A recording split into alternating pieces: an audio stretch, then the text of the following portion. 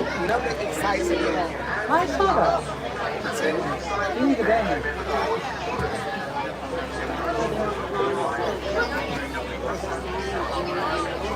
Tell you that Miami should be dope. Conte's not awarded. That means thank you. And out here we like to say twin day me. Let's go. Ciao everyone. My name is Lauren. I'm going to be your safari guide out here today on the Mojave Wildlife Reserve. Now folks, I do have a couple of safety reminders before we can begin our adventure. Please make sure we are remaining fully seated at all times. Even when the truck is stopped, even if we cannot see an animal, even if our kiddo cannot see an animal, everyone still needs to remain fully seated, keeping those hands, arms, feet, and legs inside of this vehicle at all times. This is for your safety, my friends, so please make sure we're following those safety reminders while we're out here today. We are just going to be waiting for a couple more moments, so my friends, this is a good time to take out those cameras or phones to take some photos. Do encourage you guys to take photos while we're out here today. I though unfortunately cannot stop for each and every single animal, and these are real animals, so they are not going to be stopping for us. Have your cameras out and ready. I also recommend an action or sport mode setting. Just make sure you're holding on nice and tight to those cameras, phones, hats, glasses, any and all loose items, because folks, if it falls out of the truck, I cannot stop, get out, and grab it for you. I can call someone and let them know. But like I said, there are real animals roaming around out here, and we are all actually driving these trucks, so can't guarantee them, can't guarantee that item will come back to you in the same condition. So please hold on tight. Looks like the warden is almost ready for us, folks. So let me tell you about this first area we're entering into today. It's called the Little Aturi Forest. Now the animals that live out here, they are typically pretty shy. They do camouflage really well deep within the branches and in the bushes. So we'll keep an eye out and see what we can find.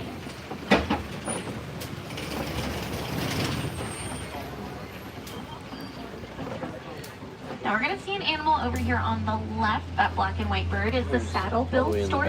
And then on the right side, if you look behind the bamboo, you'll see the okapi.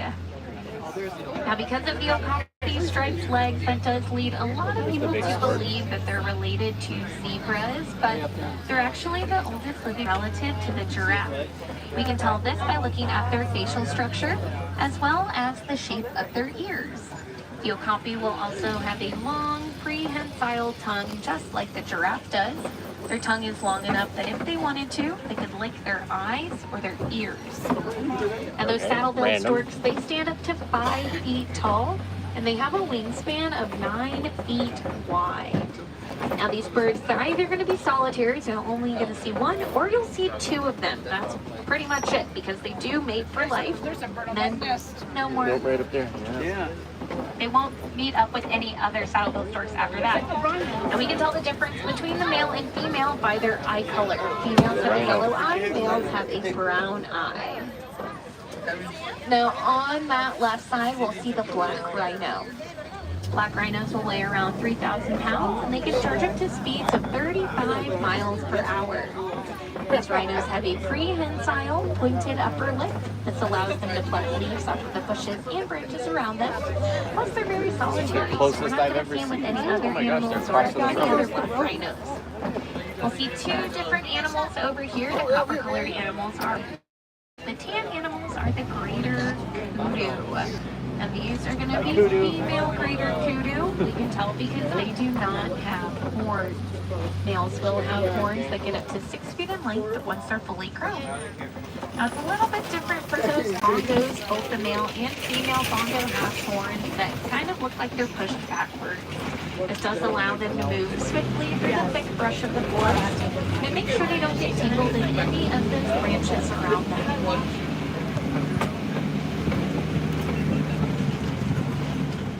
Well, we are making our way to Safi River.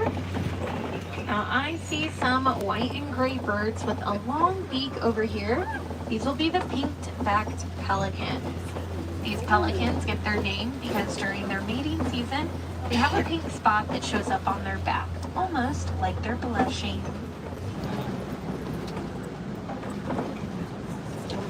On this left side, we call this a float. This is a group of hippos.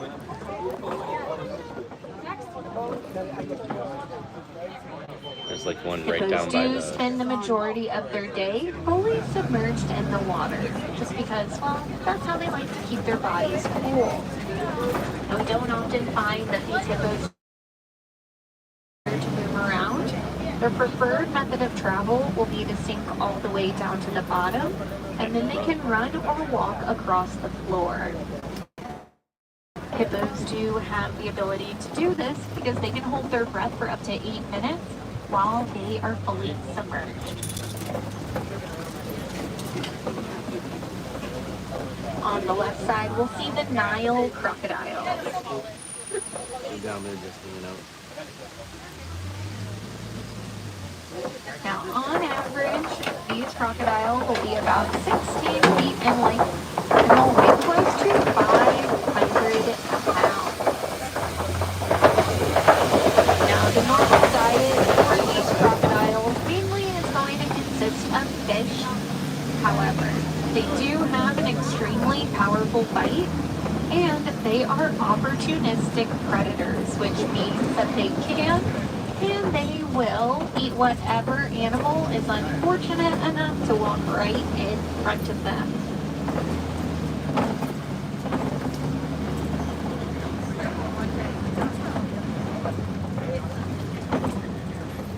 Well, it looks like we have left that forest ecosystem behind us.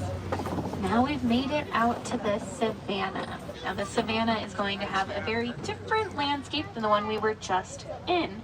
It's going to be a lot more open. Not going to see as many trees around here. The leaves on the trees are pretty high up as well. That's because animals like to munch on those leaves. Plus the grass out here is pretty short. Lots of animals like to eat it. Let's see what animals we might find today.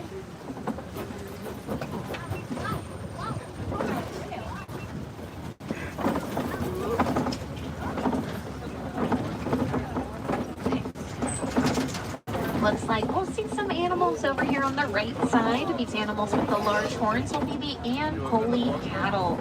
They're also known as Watusi cattle after the people who first domesticated them. And they were actually domesticated as a symbol of wealth. The more solid their coat was, the wealthier that person was then seen to be.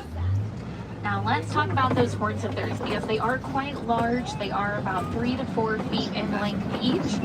And although they might look like they're very heavy, their horns are pretty lightweight. They're made up of a honeycomb-like structure on the inside, and blood will circulate and flow through their horns, which does help to cool them down.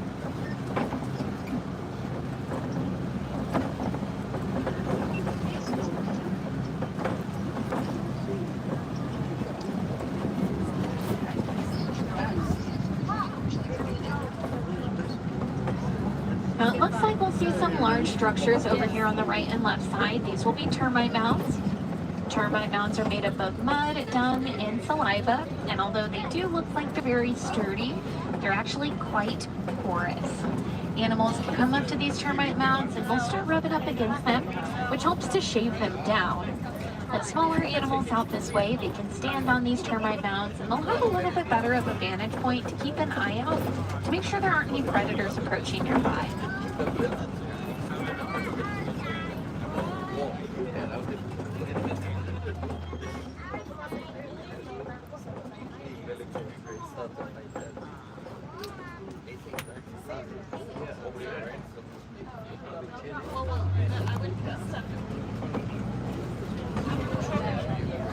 It looks like we'll see another Ankole cattle hanging out with these gray animals. These will be wildebeest.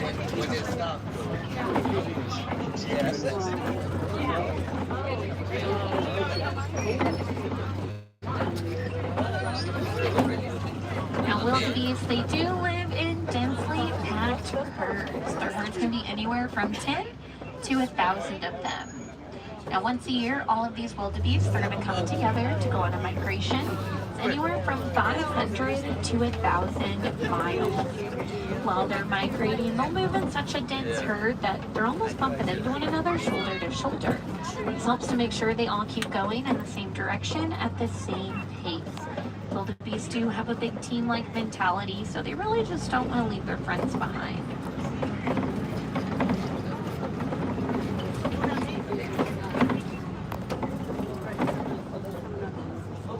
We're going to be nice and close to them up this way.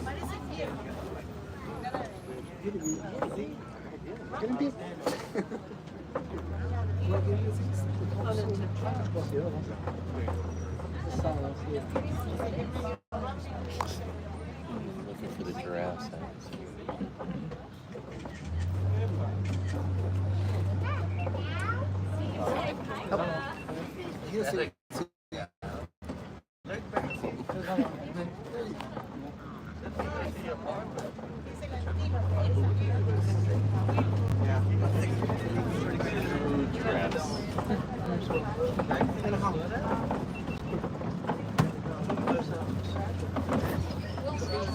Oh, there's an elephant back there. You could just see him for like a half a second.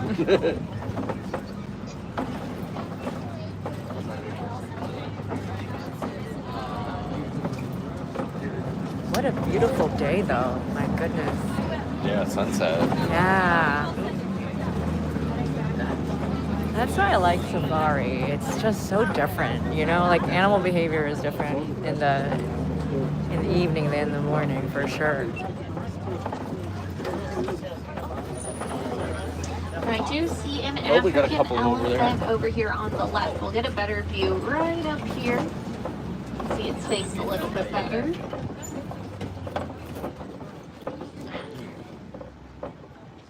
Now that elephant is flapping its ears back and forth, showing us how they cool themselves down. Elephants have these paper-thin ears, and there are all of these blood vessels that run behind that ear of theirs. The flapping motion that we see them do, it'll get their blood flowing and moving, and this cools the elephant down by 15 degrees. Which is pretty impressive. Some days I wish my ears could do that too. I wish I had the memory of an elephant. Looks like we're approaching this flamboyant. That's what we call a group of flamingos. And these flamingos are the greater flamingos. Now, if you look close, there's some flamingos out here that aren't super pink. They kind of look white and gray. Those would be the youngest hatchlings. It does take them about 2 to 3 years of them eating their diet of brine shrimp, which is high in beta-carotene, for them to get to their pink color. Now these flamingo, they are going to be the lightest pink flamingo of the flamingo species. So they're all kind of more of a pale pink, whereas other flamingo will be more of that vibrant hot pink color.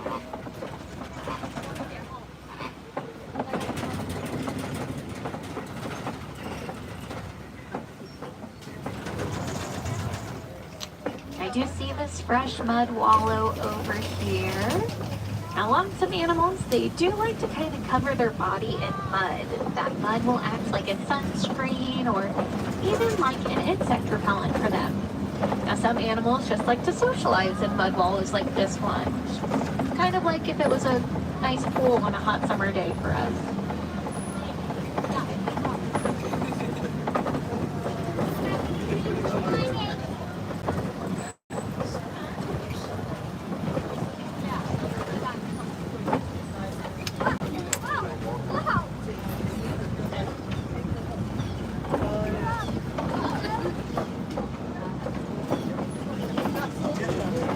I think I see some cheetahs over here on this left side.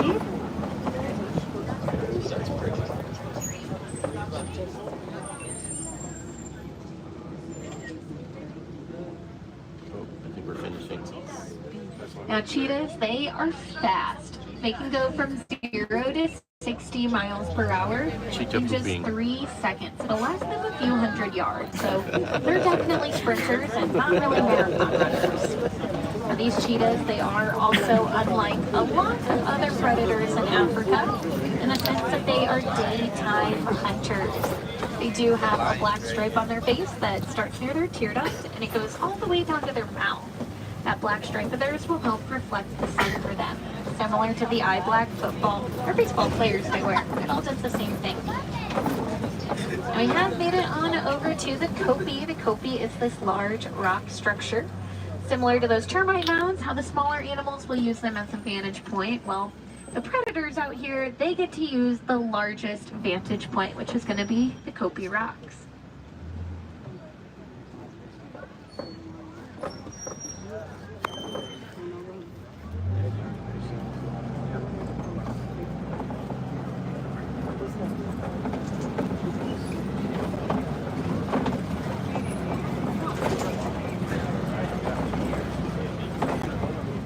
Now you can kind of see those predators. They're kind of down there a little bit, but we're going to see these lions. They're back there down around The the lions are actually very bottom of the rock. inactive animals. They are going to be inactive for about 16 to 20 hours out of their day. So the exact same amount of, oh, never mind. Yeah. Lions, they're just going to be resting. They're just walking in circles back there. So at night, the female lions, they're going to leave the kopje to go hunt. Typically they'll go in groups or pairs, and it's because their prey is a lot larger than them. They do need to work as a team, whereas the male lion, he will stay home at night to take care of the cubs and just watch out after the kopje. Now if they do need to communicate with one another, they will roar. And that roar of theirs can be heard up to 5 miles away.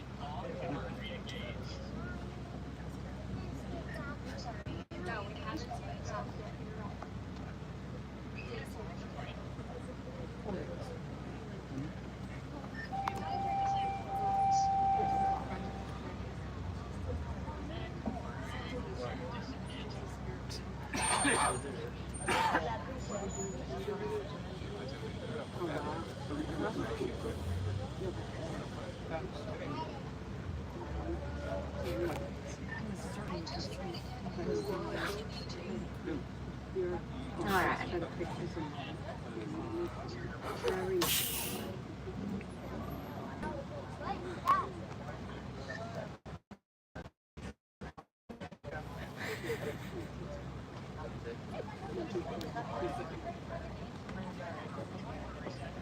All right, sounds like this truck in front of us is having some technical issues, but they're working through it.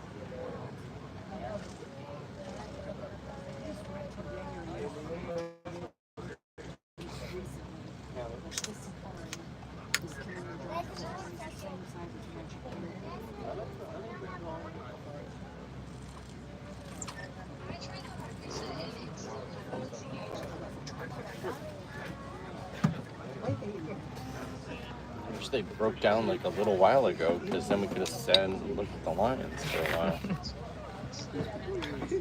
Or the pooping cheetahs.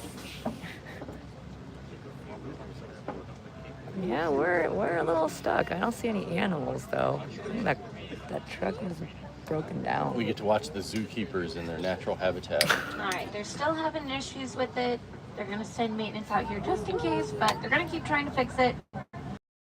So They can get out and push. They got like 30 people in there. They'll be fine.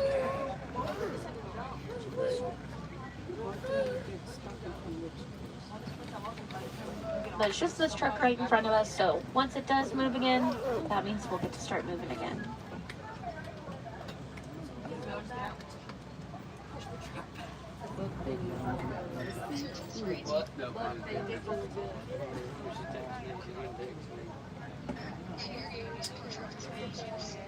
Well, this Couple is of animals exciting. on the other side of those bushes hanging out by the work truck. Oh.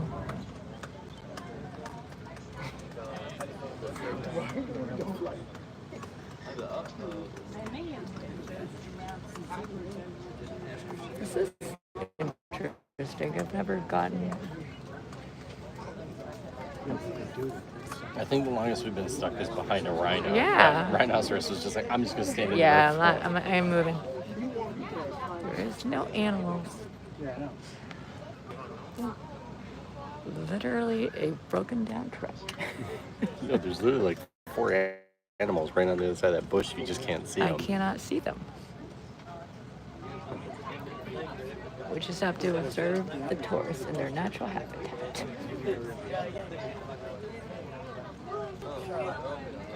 Now we get to see what a emergency rescue service vehicle looks like on the Kilimanjaro Safari.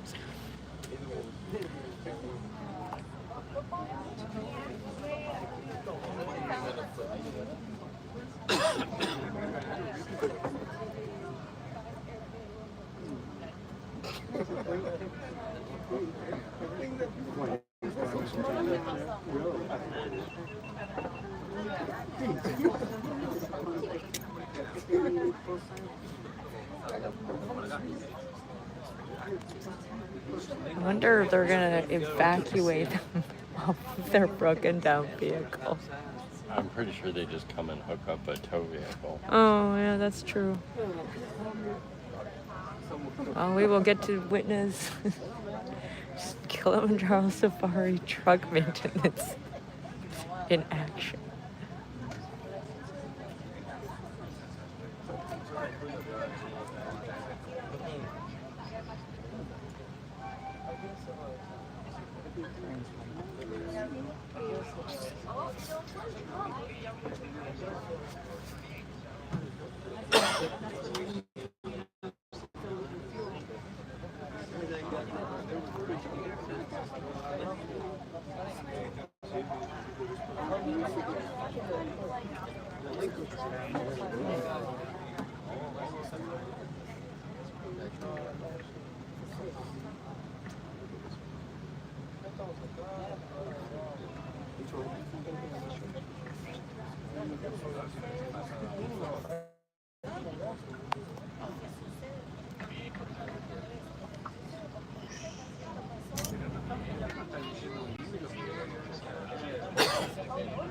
All right, sounds like the tow truck is on our ride path. We just gotta come backwards to meet the truck in front of us. So we'll get to watch it all unfold. How exciting. Pass the beer out. What animal are they feeding up there? It's a water buck. Wait and see if we can get a little bit closer to them, but I guess since we're just sitting here, I'll tell you about them. Now, if they stay there and they look up at us, try to look at their noses. They're in the shape of a heart. It's very cute, but they are also sedentary animals, so they don't go on any migrations, not like those wildebeest. They build their home near watering holes. Now, if a predator were to start approaching their watering hole, they don't fight the predator. They don't really run away from the predator. Instead, they will jump into the watering hole and hang out there, kind of just wait and see if that predator may not notice them and move on and leave them alone. Now, there is also this smelly, oily secretion that comes from their skin. We won't be able to smell it, but you can kind of see the sheen of it when we get a little bit closer.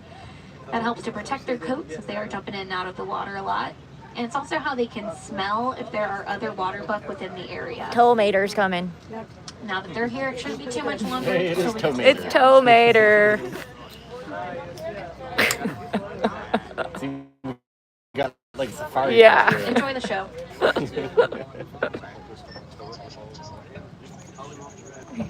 It does look like a Tomater.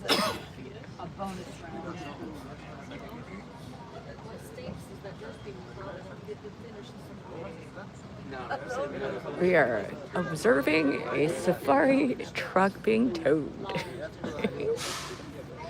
Right, no pressure. There's like 80 people I watching know. you try and hook up a truck.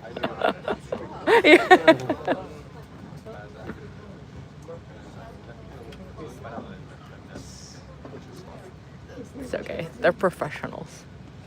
They've done this before. I don't know. I've seen the repo man go faster.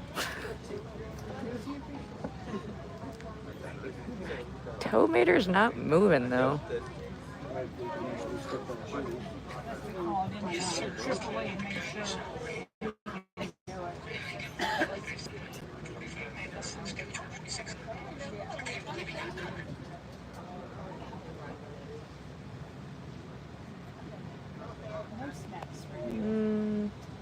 Still not that much is going on.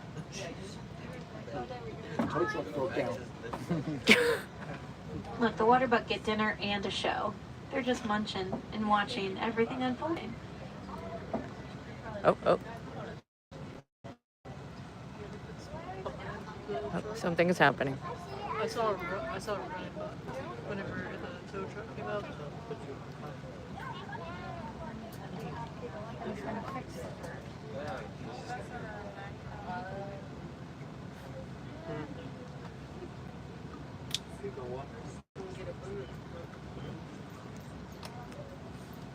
This is not officially the longest Kilimanjaro Safari ever.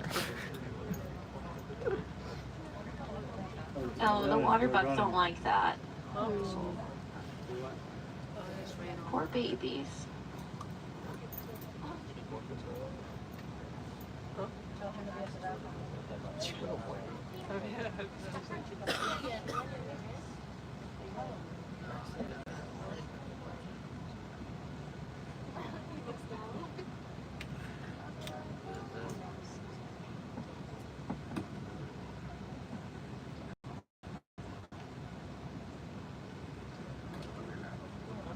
What is happening?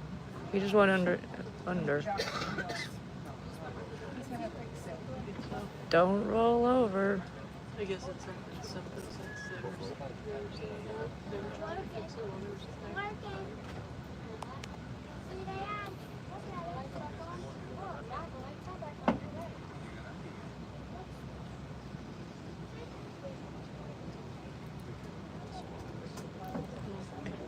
The mechanics just went underneath the truck.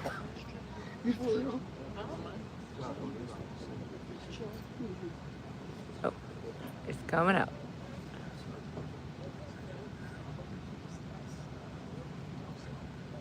All right, let's see. The moment of truth. Yay! No. They're just waiting for him to get in the truck. It's okay, guys. It's okay.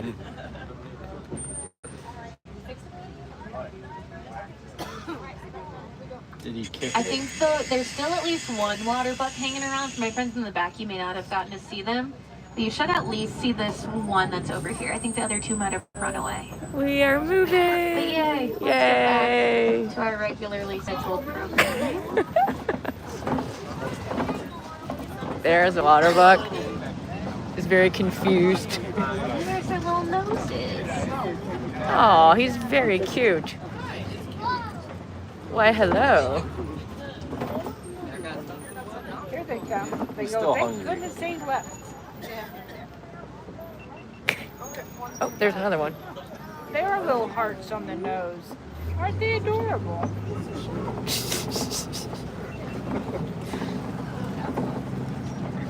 Alright, count the ostrich eggs. So we'll also see Oh, some yeah, ostrich that's true. eggs over here on that right side.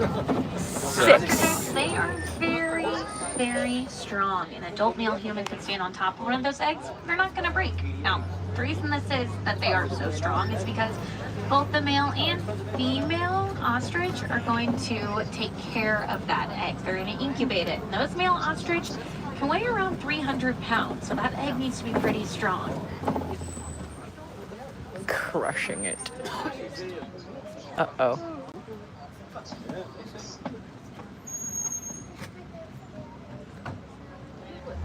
Now we're going to make our way over to Magadi Glen. Magadi Glen will be home to the Warden's Post.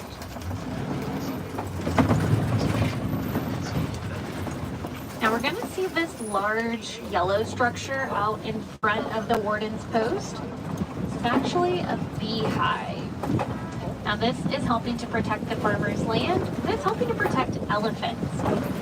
Now through research with elephants, we've learned that they are afraid of bees. Now it's not the bee sting that they're afraid of, but it's actually the sound. Elephants have amazing hearing.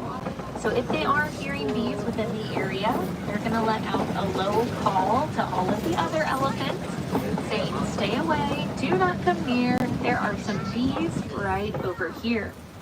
Now with this knowledge, we have helped farmers in Africa build beehives on their fences. This is going to help protect the farmers' crops because elephants won't come walking over there anymore thinking they see an all-you-can-eat buffet. They're leaving that land alone because, well, they're not going to be nearby. And not only does it help protect the farmers' land, but it helps to protect elephants. Elephants are poached for their tusks that are made of ivory, so truly, we don't want to see them around too many people. So people could spread the whereabouts of these elephants. The wrong people could overhear it, and it could put the elephant in danger. So these beehives, they're keeping the people where the people need to be, and those elephants right where they need to be, which is very far apart from one another. Now the farmers, they will also get another source of income from these beehives because they get to sell the honey. So overall, it's just a big win-win for the farmers and the elephants.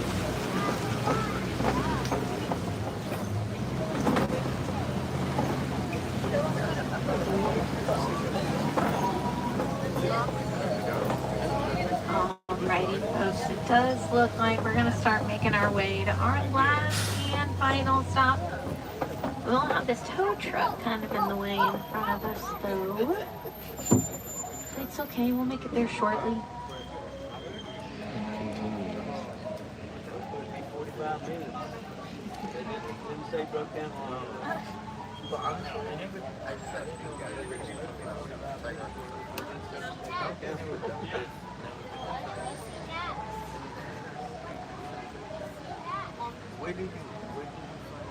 Yeah, we almost got stuck in front of the line.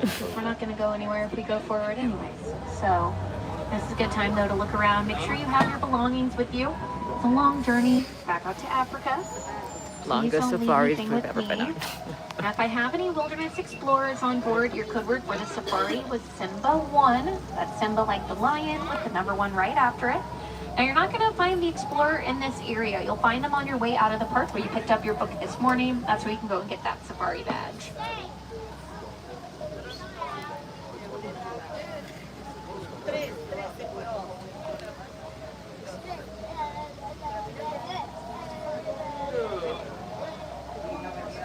We're almost there. We're so close, guys. Thanks for your patience and hanging out with me.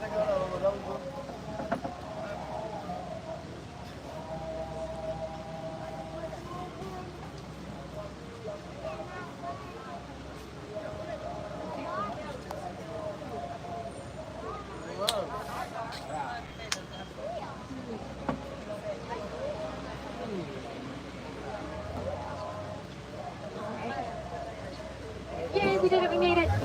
So my friends, I want to say it's Auntie Sana. Thank you guys for joining me. And once again, thank you so much for your patience. I really appreciate it. Once again, my name was Lauren. I come to you guys from Illinois. And I don't want to say goodbye, so I'll leave you with Quaharini, which means to go well. To go well, my friends. On the right, watch your hands, arms, feet, legs. Doors are sliding open. And watch your step as you exit. Have a great day out, or great evening. Thank you. We made it! Got our money's worth on that one. Yeah.